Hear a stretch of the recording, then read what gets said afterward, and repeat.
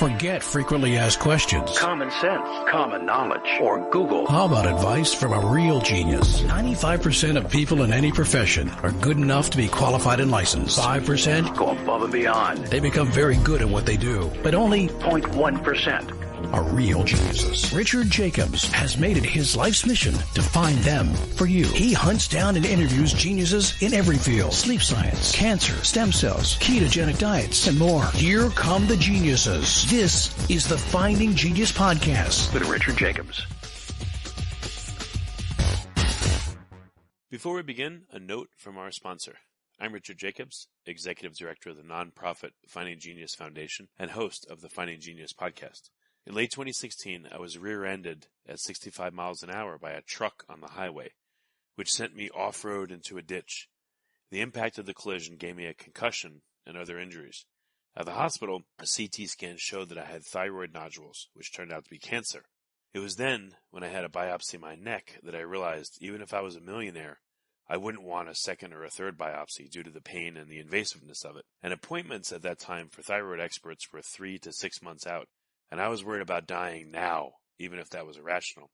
So because of this, I've decided to raise money to conduct a literature review on steroids, on the causes of anxiety and depression, a condition that affects well over 50 million people in the United States and hundreds of millions worldwide. Our goal is to create a codex, a guide that reveals all possible treatments for anxiety and depression for people that live with the condition, or for loved ones that have it, as my wife and my son do. To find out more about our fundraiser, visit findinggeniusfoundation.org and click on current initiatives. And now, to our guest. Hello, this is Richard Jacobs. Today I have Professor Ghil'ad Zuckerman. He's an author, professor at the University of Adelaide in Australia, and he has a book on revivalistics, from the genesis of Israel to language reclamation in Australia and beyond. So I want to talk to him about his work. So Ghil'ad, thank you for coming. Thank you so much, Richard, for inviting me. It's a great pleasure to talk to you from Adelaide to New York. So tell me, what is revivalistics? I've never heard of the term. Revivalistics is a new transdisciplinary field of inquiry which looks at language revival from any angle possible and across the world. So I start with what I call Israeli, which is the result of the Hebrew revival. It's a hybrid language, which is based on Hebrew, of course, but also on Yiddish, which is the mother tongue, which was the mother tongue of most revivalists in Israel. And then I apply lessons from the Hebrew revival to the reclamation, reinvigoration, and revitalization of any language all over the world. So this is how I started. But revivalistics looks at language revival from the perspective of mental health. For example, is it the case that Aboriginal people who revive their heritage language feel better about themselves and each other, and therefore they improve their well-being? It looks at language revival from the point of view of law. Is it the case that when you lose your language, you should get money from the government to revive it? So this is a legal expertise here needed. It looks at language revival from architecture. For example, I ask questions like, is it better to revive your ancient language using modern architecture? So, for example, Aboriginal Australians would go to a kind of colonial building, and therefore they might feel that the government of Australia recognize their language, etc. Or is it better architecturally to do it in the bush, in the outback, with no Western architecture, but rather under a tree with no computers? Or is it better from the perspective of architecture to conduct language revival in a modern building, but with Aboriginal or minority language design? So all these questions are revivalistic questions. What does it take to revive a language in general? I mean, are there any examples, any contemporary ones, or is this such a rare thing that there's really no knowledge about it? That's a wonderful question. Firstly, what it takes. So I will start with what a revivalist must have. In my view, from my experience, a revivalist must have 4 characteristics. Firstly, he or she must have a heart of gold. The second one you must have, and forgive my risque description, you need to have balls of steel. And of course, you can be a woman. I mean, balls, metaphorically speaking. The third thing, you need to have the patience of a crocodile. I don't know if you're aware of it, but crocodiles are some of the most patient animals that I have encountered. And the fourth characteristic a revivalist must have is the willingness to, unfortunately, sometimes serve as a punch bag, because you have to deal with people who ipso facto are unprivileged and disadvantaged because they had lost their language, often due to linguicide, to language killing. So, of course, when your language is killed, just imagine that you are not allowed to speak American or American English. You're not allowed to express your emotions in English. Just imagine. I mean, it's ridiculous, but this is exactly what happened to many. When has that happened and where? So the stolen generations phenomenon unfortunately happened from 1901 until 1971, which happens to be the year I was born. I was born in Israel, of course. But my friend Howard Richards, well, rest in peace, unfortunately, he died 2 years ago. He was stolen from his mother in Galinyala, which is Port Lincoln, Eyre Peninsula.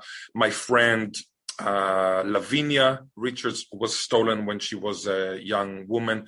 My friend Harry Dare, from Port Augusta, from another place in South Australia, was stolen when he was, I think, 4.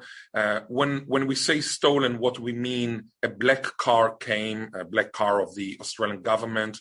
Some officers came out of the car, asked the child, are you Harry Dare? Is your father white, etc.? These are mixed blood or hybrid people. So the government stole them because the Australian government from 1900 to 1971 felt that it had the obligation to save, in quotation marks, of course it's all quotation marks, these children from the aboriginal way of upbringing, etc. So I'm sure that many of the officers thought that they were doing the right thing, but needless to say, if you're taken from your mother when you're young and you're not allowed to speak your language, etc., I don't need to elaborate on the possible mental health effects and the trauma, the post-traumatic stress disorder, etc. But linguicide happened from the very beginning of colonization. I can quote for you, for example, a person called Anthony Forster, who in 1843, so what is it, like almost 180 years ago, 1843, said, and I this is from my memory, the natives would be sooner civilized if their language was extinct. In other words, Anthony Forster, who was a politician, an Anglo colonizer in Australia, knew that when you kill the language, you kill the cultural autonomy, you kill the intellectual sovereignty, you kill the spirituality, you kill the soul, metaphorically speaking.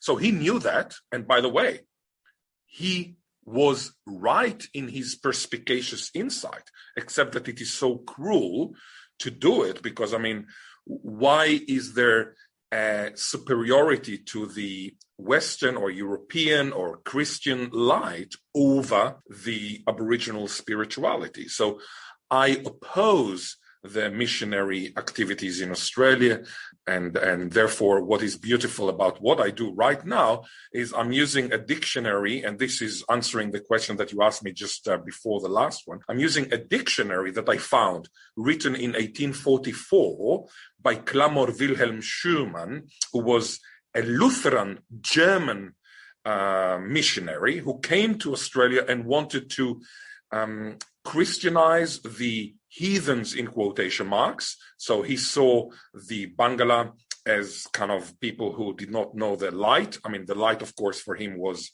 il Padre, il Figlio e lo Spirito Santo. In Italian, the Father, the Son, and the Holy Spirit. And of course, by writing down the dictionary of Bangala Aboriginal language in Eyre Peninsula, South Australia, actually did it in order to show them the light, the Christian light. But what I'm doing today, and I'm the son of a Holocaust survivor, I'm Jewish, I'm secular, I have nothing to do with the German Christian missionary, Lutheran missionary, Clamor Wilhelm Schumann, but it is so beautiful that I'm using this dictionary together with the Bangla people in order to actually do the opposite, to learn from the dictionary about the aboriginal spirituality, the original spirituality that was subject to missionary activity.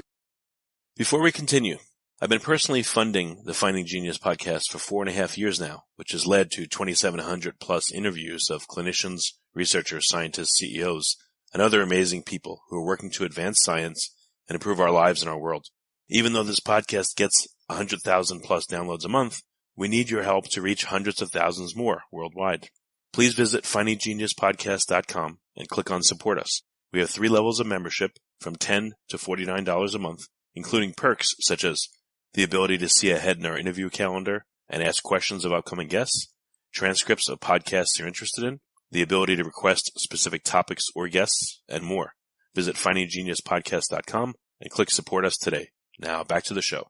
We use the dictionary that was written for, let's say, aim X in order to achieve aim minus X. This is the beautiful, if you want, symmetric redressing of the past. But you ask me what one needs in order to revive a language. So what you need a dictionary. And in our case, I have managed to get out of this dictionary 3,500 words, which is a lot.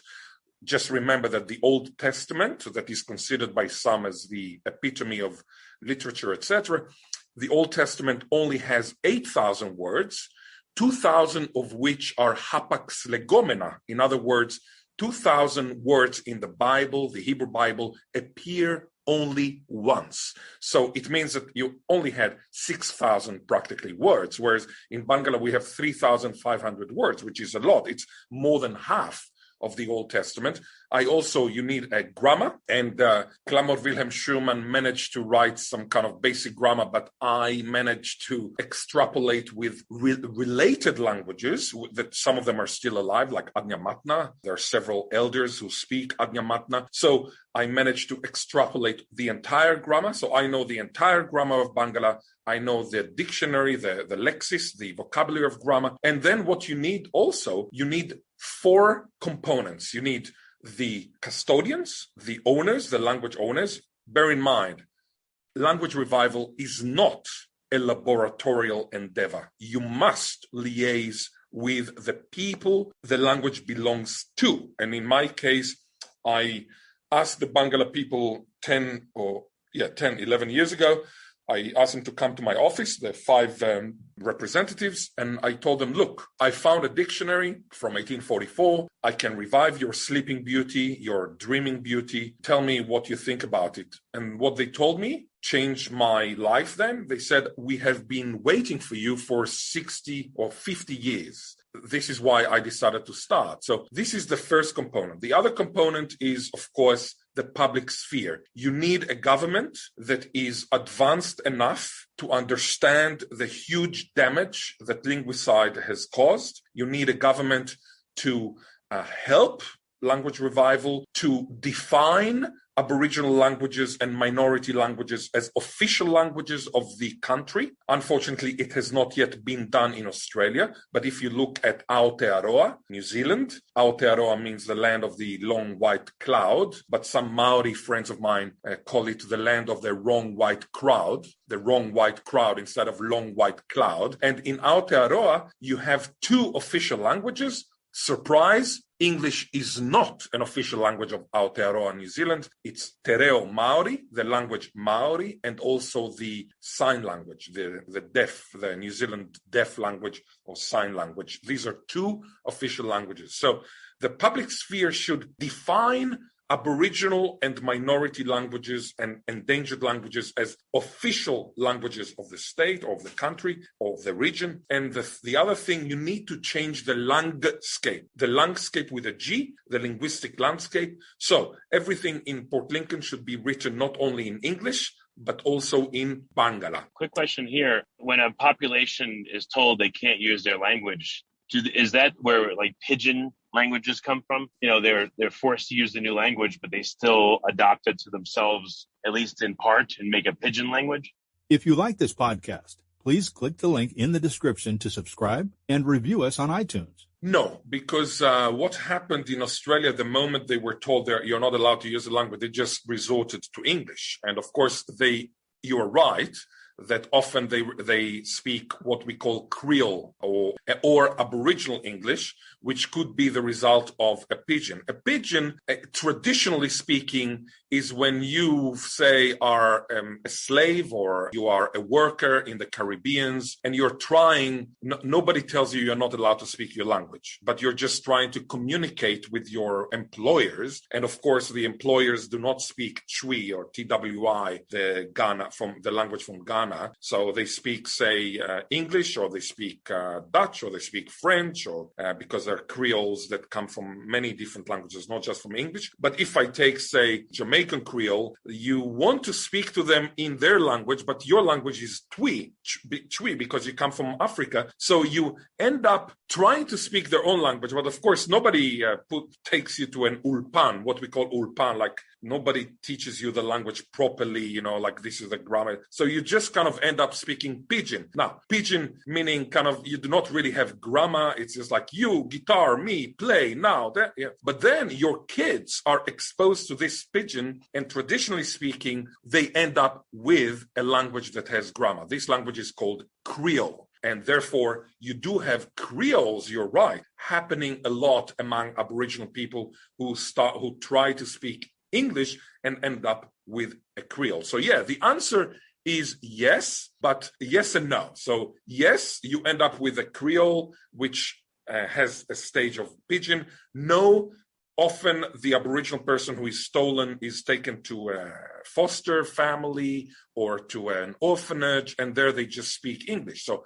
if you are 4 and you were stolen from your mother and you end up in Adelaide in an orphanage, you will be a native speaker of English. So you will not have any problem of, like speaking a language that is different, etc. These populations just give up and they use the language that's imposed on them, or is there a subset, a core group that tries to maintain their language somehow? And if so, what form does it take? Look, I have to say that out of 400 Aboriginal languages in Australia, only 12 are alive and kicking. Alive and kicking, meaning spoken by all children within the tribe. The only factor for endangerment is the percentage of children. It has nothing to do with number. I've heard many linguists saying, this language is very endangered. It only has 3,000 speakers. Palpable poppycock. Pigeon Jara is not endangered and it has 3,000 speakers.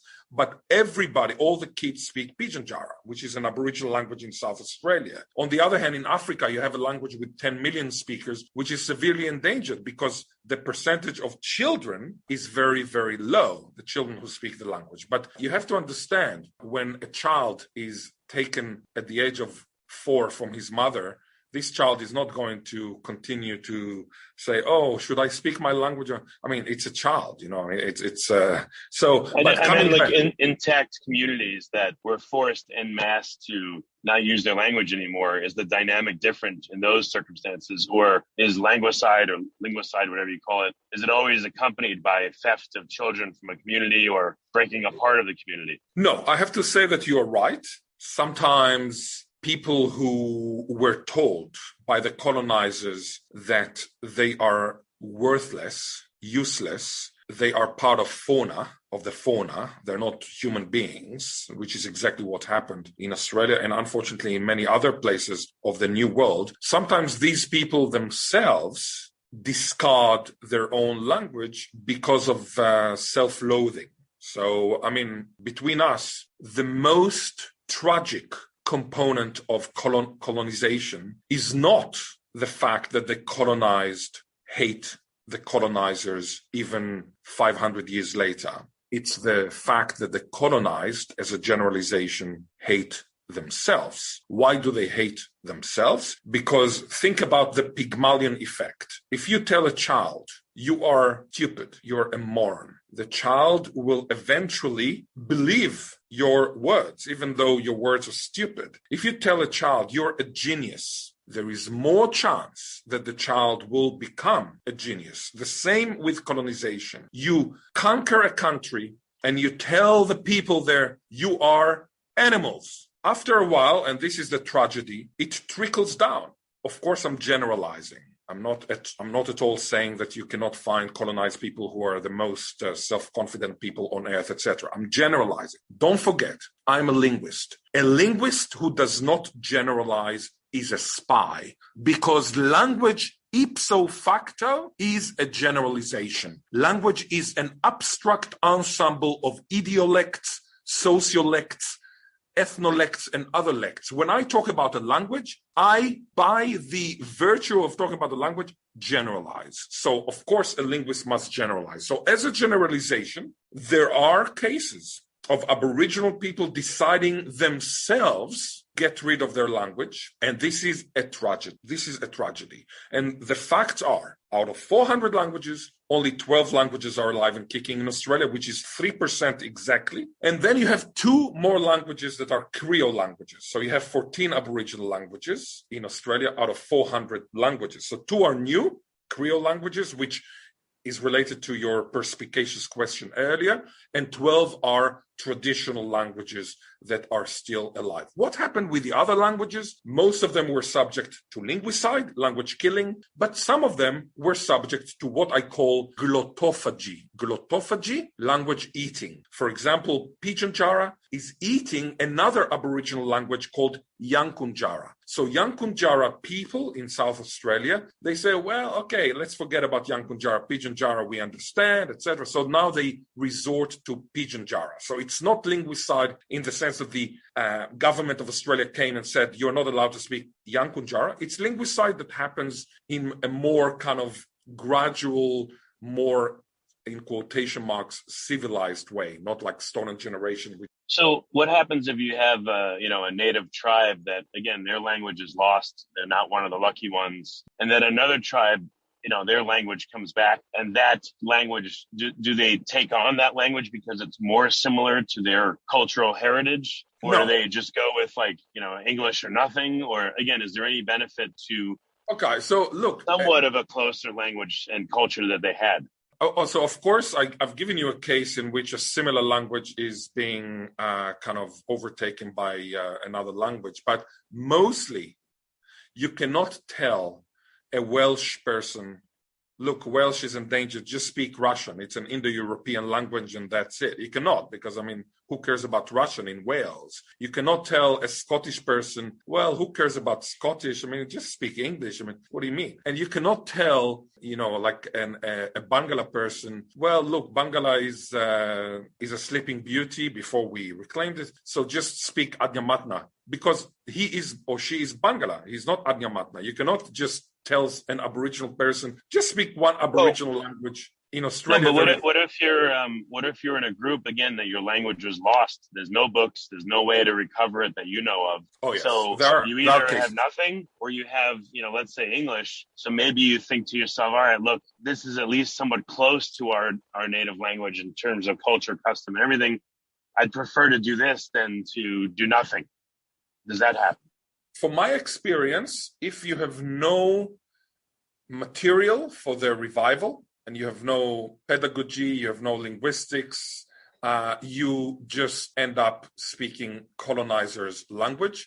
You do not want to speak a language which is of a different tribe just for the sake of saying, look, I'm not the colonizers' language. I'm not a speaker of the colonizers' language, but rather a speaker of the other tribe. Because don't forget one thing. It's not the case that all the tribes are united and they love each other, etc. In fact, there is a phenomenon these days called native title, which personally I feel it's a horrible thing. It's this idea of fighting for money as compensation for the loss of land. And this results in animosity between various tribes because everybody wants to get the money from the government or from BHP that is raping or slaughtering the land, etc. And the result is that everybody hates each other. So, all the tribes hate each other. And furthermore, and this is a very unfortunate reality, and of course I'm telling you exactly what I think without any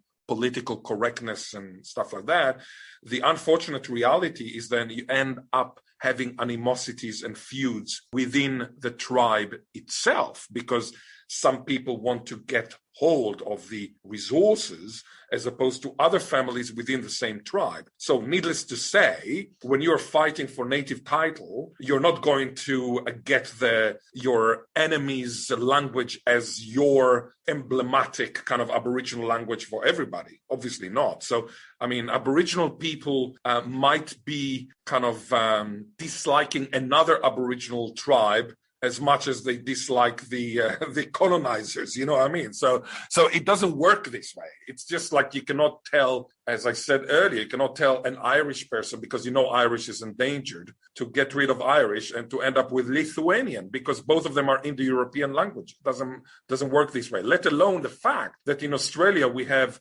two main categories of languages. One is the Pama-Nyungan languages, which means that these languages are related to each other, like Indo-European languages. But the other one, the other category is the non-Pama-Nyungan languages, which include many, many families of languages that are unrelated to each other, as far as we can tell, using the linguistic tools that we have today. Because Aboriginal people arrived in Australia, they hiked from Africa more than 50,000 years ago. So in 50,000 years, even if you came with one language, you end up having many, many different languages that are unrecognizable, then, of course, mutually unintelligible. 50,000 years. Look at English and German that people cannot understand, and it's just a matter of several centuries, you know, this kind of divergence. So have you personally been involved in one or more revivalistic efforts where you've been there from the beginning and carried it all the way through? You know, have you been that patient crocodile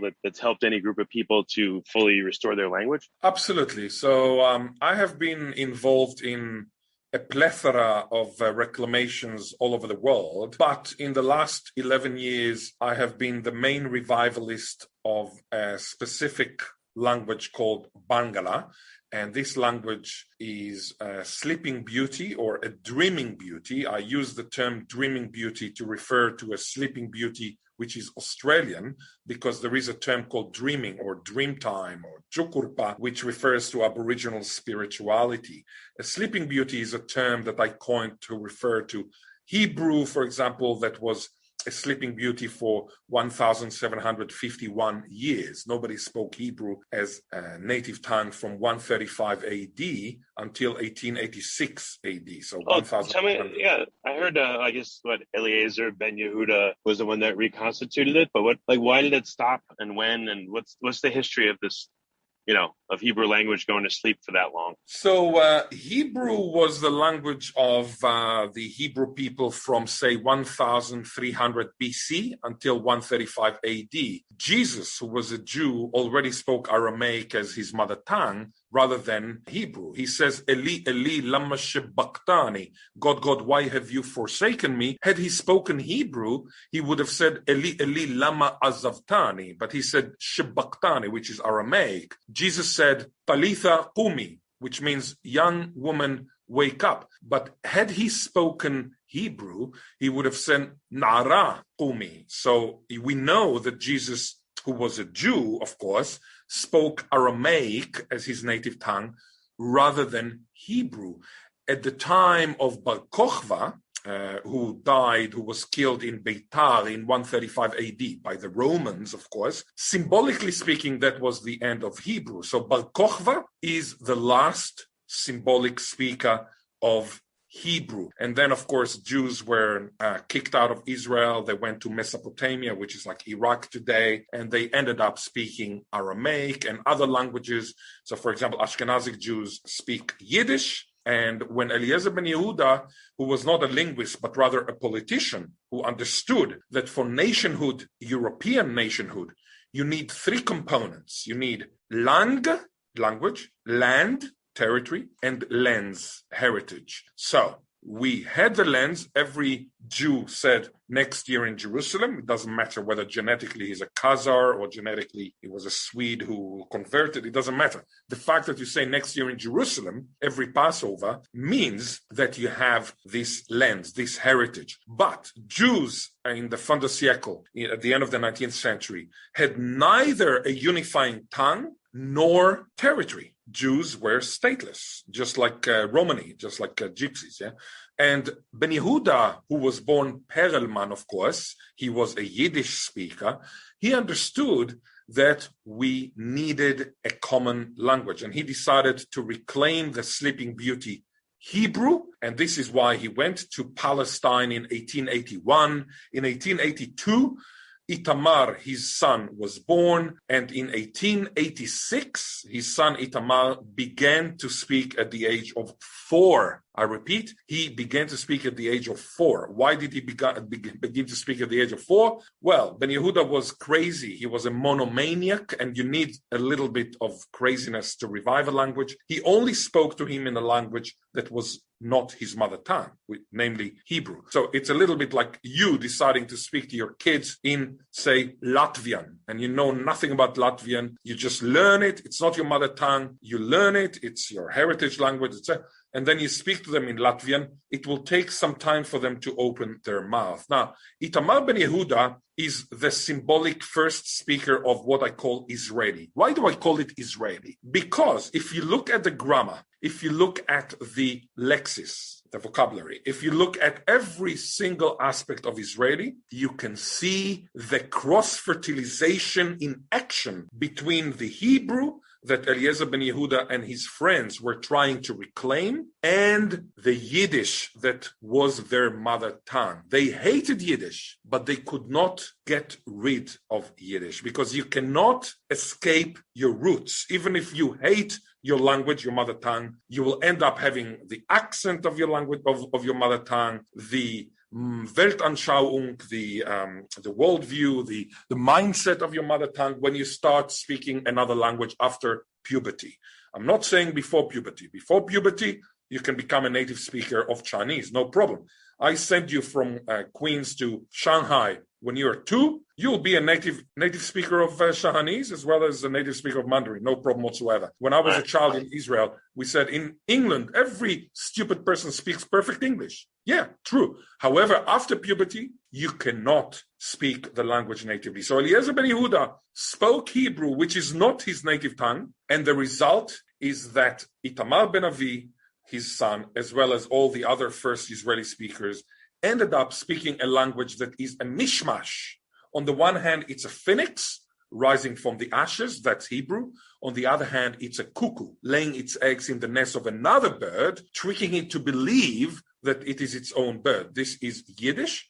On the third hand, it's kind of a magpie stealing from American, from Polish, from Russian, from Arabic. In fact, most swear words in Israeli are Arabic. So when you swear in Israeli, when you curse somebody, you use Arabic. So Israeli is a rara awis. It's a rare bird. It's a finny cuckoo cross with some magpie characteristics. And this is why to call it Hebrew is misleading, because it's not an organic evolution of Hebrew. It's a hybridic genesis. It's a new language that is based on an old language and on a new language and many other languages. So Israeli reflects not only Hebrew, but also Yiddish. But coming back to your question about Bangla, so with Bangla, I have been doing it for 11 years together with the Bangla people. So I am only the facilitator. I am not the mother of the language. I'm the stepfather. The revivalist, the professional revivalist, is not the real parent, the biological parent. He is just the stepfather or the stepmother. The mother is much more important. So, for example, when I talk to Bangla people and they tell me that they prefer the linguistic decision to be that, even though I know that linguistically it's kind of not a good decision, I can only inspire, I can only influence, but I cannot decide for them. I have to give them the wheel. They are at the wheel, the custodians, the owners. In Australia, there is a very beautiful thing. There is a distinction between language ownership and language usership. You can own a language without using any word, and you can use a language like me without owning anything in it. So the aboriginal, the indigenous, the minority, the endangered are always at the wheel. Did Aramaic predate ancient Hebrew, and where did Yiddish come from? Okay, so Aramaic and Hebrew are practically sisters or cousins. So Hebrew comes from Canaanite, but Aramaic and Hebrew come from the same source, eventually Northwest Semitic, which is part of Semitic languages, which are part of Afroasiatic languages. So Afroasiatic languages include, for example, Cushitic languages like Somali, and also Berber and Egyptian, not in the Arabic Egyptian, but in the Egyptian, like, about the hieroglyphs and stuff like that. So this is Afroasiatic, but then you have Semitic languages like Amharic, Arabic, and then you have Aramaic and Hebrew that are very similar. For example, in Passover, we talk about ha, lachma, aniyah. Ha, this, lachma means lachem, which is staple food. In Hebrew and in Aramaic, it means bread. But in Arabic, it means meat. And in Moroccan Arabic, it can mean fish. So it's a staple food, lachem. But in Aramaic, instead of saying ha lechem, which means the bread, you have to say lachem a. So the definite article comes after the word. This is why you say lachma rather than ha lachem. And aniyah means poor, the poor, the poor bread. So ha lachma aniyah in Hebrew, this is Aramaic. In Hebrew, it would be ha lechem ha'ani. So you can see that lachma aniyah, ha lechem ha'ani are very similar to each other. So they come from the same source. They're sisters. Now, Jesus spoke Aramaic because Aramaic at the time of Jesus was already becoming the lingua franca, the language in common, and also the official language of the area. A little bit like French in Europe before English. You know that in the past, the diplomatic language of Europe was French. You know, there is a famous story of Joseph Luns, who was the foreign minister of the Netherlands. And he went to visit JFK, John F. Kennedy, and not speak English, he spoke French, because French was the diplomatic language at the time. And he became the foreign minister of the Netherlands with French, not with English. And the funny story was that JFK tried to be nice to him, and he asked him, do you have any hobbies? And he wanted to say, I breed horses. But in Dutch, the word for breed is fokken, F-O-K-K-E-N. So he told JFK, I fock horses. And JFK said, pardon? And the guy said, yes, pardon, because the word pardon in Dutch means horses. So in other words, ik fock pardon means I breed horses. So when he said pardon, he said, yes, pardon. And JFK thought that Joseph Luns was very apologetic about fucking horses. But actually what he meant was, yes, horses. Ik fuck pardon. The reason he said I fuck horses was that French was the lingua franca at his diplomatic career, which preceded the foreign ministry. Now, coming back to your question, Aramaic and Hebrew are cousins or even sisters, although our Hebrew is closest to Phoenician, because both are Canaanite. But what is Yiddish? Yiddish is a continuation of German of the 10th century in Bavaria, in Baden-Württemberg. And who were the Jews there? They were Latin speakers who moved from Italy and France. And who were there? They actually spoke Aramaic. So what you have in Yiddish it's a hybrid language which is based on German with substrata from Aramaic, Hebrew, and Latin. And it's a language that underwent Slavization or Slavonization following the Bubonic Plague. Apropos the pandemic that we have now, in 1347, 1349, you had the Bubonic Plague that killed half of Western Europe. And one of the consequences was anti-Semitism, because, you know, whenever there is a problem, somebody will accuse the Jews.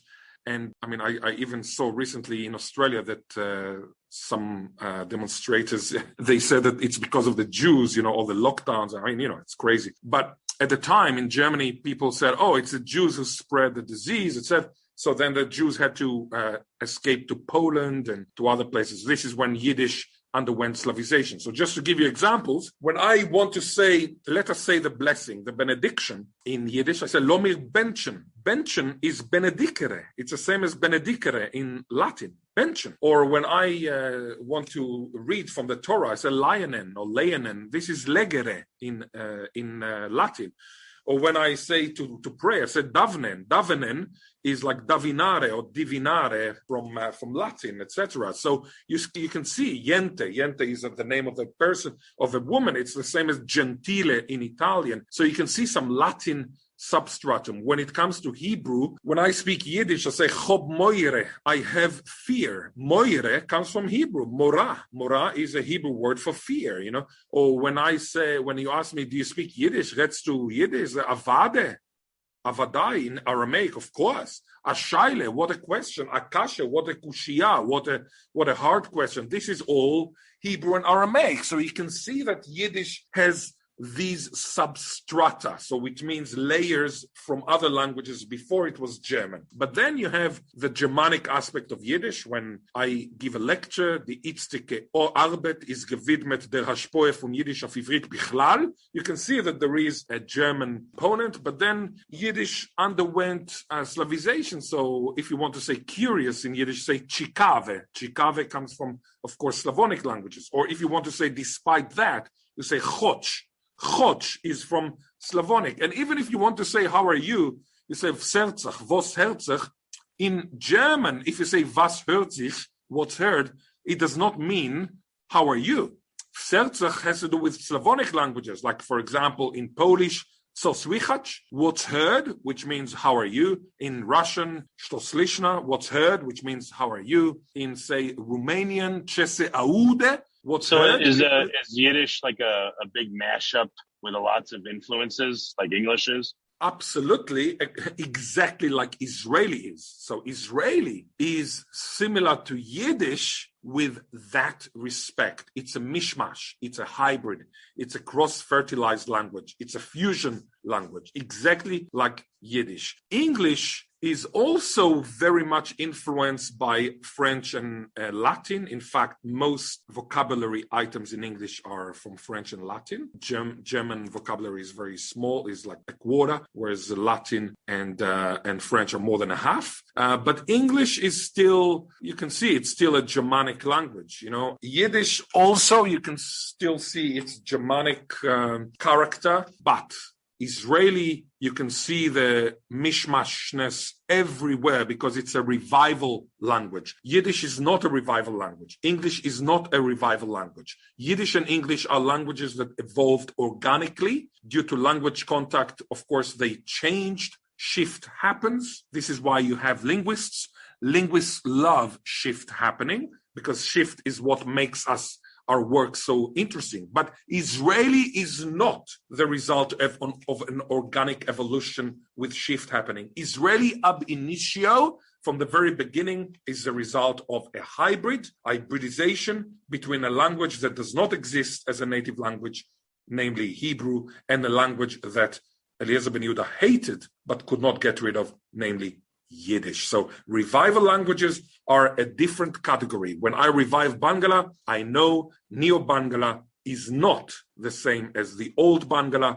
It has a lot of input from English, from Australian English, from German, which is a language of Clamor Wilhelm Schumann, from Israeli, which is a language of the revivalist, me, your humble servant, etc. So it's a mishmash, and there is nothing wrong with hybridity. Hybridity is beautiful. Okay. Well, question here. So are there phrases or things that you can express in Bangla that have changed your mindset about it, that have taught you things or given you insight into this old language and this old culture? Absolutely. I'll give you several examples. So the word, say, wadlada, it means tree, but a very similar word means to tell a story. And then when a Bangla person speaks, he or she cannot avoid thinking of a tree in the context or in the echoing of telling a story. You know what I mean? So this is one thing. Another thing, in Bangla, you only have 3 numbers. Guma, Gudara, Gaba. 1, 2, 3. Guma, Gudara, Gaba. And you ask, why? Why only 3 numbers? Well, it's very simple. Hunter-gatherers do not need to count. You kill a kangaroo, you eat it, then you do nothing for 1 week, then you kill another kangaroo. How many kangaroos would you kill at the same time? 3, max. You're not going to kill 1,000 kangaroos and put them in an abattoir and count all the tails, as I saw in an abattoir in Port Augusta. So you don't need numbers. So on the Yeah, but other what hand, if you have a tribe of more than 3 people? Is there just a word called many above 3? I've heard, Ngala. a lot of Yeah, there is a tribes will word. do that. Ngala. So Guma Gudara Gaba and then Ngala, which means many. You're very right. And then on the other hand, in Bangla, when it comes to singular and plural, they laugh at English because in English, you can say one emu and then emus. In Bangla, if you see one emu, you say waraija. If you see 2 emus, you say waraijalbili. If you see 3 emus or some emus, plural, you say waraijari. But if you see heaps of emus, you see suddenly, I don't know, like dozens of emus are kind of coming after you, you say waraijalyarana, waraijalyarana. So I repeat, you have waraija, waraijalbili, waraijari, waraijalyarana. In other words, you have singular, dual, plural, and super plural. In other words, Bangla Aboriginal people, they have a much more convoluted distinction when it comes to counting in the plural singular realm. But when it comes to counting 1, 2, 3, it's just Guma Gudara Gaba and then Ngala as many. Another aspect of Aboriginal languages in general and Bangla in particular, the number of pronouns is unbelievable. You have so many pronouns and they all tell you a story about how we are related to each other. So if I say I, it'll be different from we, which will be different from we too, which will be different from we two related to each other through a woman, and we two related to each other through a man. So if I talk with my sister's child, it will be a different we two than if I talk with my brother's child. So in other words, when you look at English, like we can mean 2, can mean 3, we, just 2 of us, 3 of us. In Bangla, you have many, many more possibilities. The kinship is so important in Aboriginal languages. So when we meet each other, say you and I, well, maybe you will ask me, where did you do your PhD? I say, well, I did it in Oxford. Where did you study? Where did you go to school? Where do you, what do your parents do? But when Aboriginal people see each other traditionally, it's like, how are we related to each other? And are you in the same generation as me? Am I allowed to marry you, et cetera, et cetera? So you have many taboos. Another thing is that you're not allowed to mention somebody's name 2 years after he dies or she dies, or 1 year. You're not allowed to show their photo. You're not allowed to mention a word that reminds you of their name. So, for example, if God forbid, Bill Clinton dies, Hillary Clinton goes to the restaurant, and at the end she says, excuse me, can I have the check, please?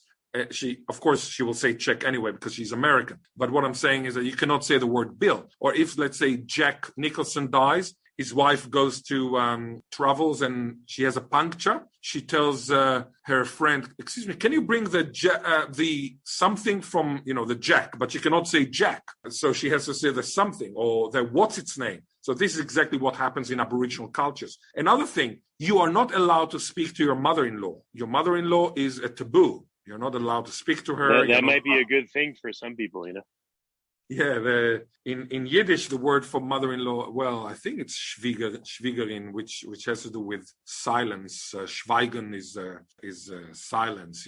Wittgenstein said when one has nothing to say, one has to be silent. Schweigen. He used the word Schweigen in German, but I know some people instead of Schweigen they say schreiben. When you have nothing to say, start writing instead of start being silent. They reanalyze Schweigen as schreiben.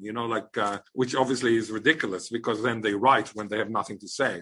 But yeah, Schwiegerin is like their mother-in-law. Very good. I know we've gone for quite a while. There's many things to ask you from here, but where can people find out more about Revivalistics and your work? Where can they go? Firstly, they can buy the book Revivalistics by Oxford University Press, New York. It's a relatively affordable book, only $35. I negotiated that it would be a paperback, so it's not only for libraries. It's a book that tells my personal story from the promised land to the lucky country, from Israel to Australia via many other places. It's an academic book on the one hand, but it's also kind of an activist book, especially the second part on the other. It has a very kind of scholarly part, but it also has a very personal part. It has a lot of linguistics, but a lot of sense of humor. The other thing, one can go to MOOC, Massive Open Online Course, and take MOOC that I designed called Language Revival, Securing the Future of Endangered Languages. This is a free course online that consists of 5 weeks, 5 lessons with some tasks, some videos. It's a wonderful course, Language Revival. A MOOC, it's called edX. It's an Adelaide X is part of edX. Another thing is you can Google Zuckerman, Zuckerman, Revivalistics, and you can find many videos. I interviewed Howard Richards, the man I mentioned who was kidnapped by the government, who was stolen. I was interviewed once by Stephen Fry, my friend. I took him to Israel to see the Israeli language. There are some videos about the Bangla language revival and also Babel, which is a company. We made a video about why we should revive languages, and there I explore the ethical, the